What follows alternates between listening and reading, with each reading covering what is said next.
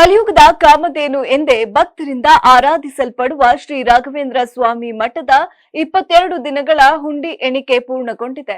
ಒಟ್ಟು 4,35,00,000 ರೂಪಾಯಿಗೂ ಅಧಿಕ ಕಾಣಿಕೆ ಸಂಗ್ರಹವಾಗಿದೆ. ಶಾಲಾ ಕಾಲೇಜುಗಳಿಗೆ ರಜೆ ಹಿನ್ನೆಲೆ ಸಾವಿರಾರು ಭಕ್ತರು ಮಂತ್ರಾಲಯಕ್ಕೆ ಭೇಟಿಯನ್ನ ನೀಡಿದ್ದು, ಇದರಿಂದ ಕಾಣಿಕೆ ಸಂಗ್ರಹದಲ್ಲಿ ಭಾರಿ ಏರಿಕೆ ಕಂಡುಬಂದಿದೆ.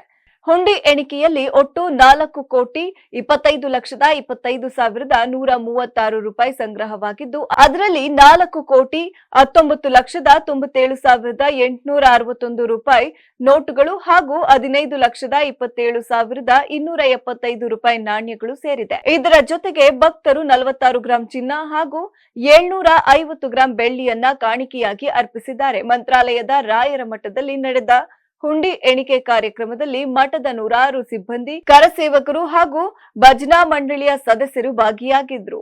ಕರ್ನೂಲ್ ಜಿಲ್ಲೆಯ ಮುಜರಾಯಿ ಇಲಾಖೆಯ ಸಹಾಯಕ ಆಯುಕ್ತ ಸುಧಾಕರ್ ರೆಡ್ಡಿ ಹಾಗೂ ಮಠದ ಅಧಿಕಾರಿಗಳು ಎಣಿಕೆ ಪ್ರಕ್ರಿಯೆಯ ಮೇಲ್ವಿಚಾರಣೆಯನ್ನ ನಡೆಸಿದ್ರು.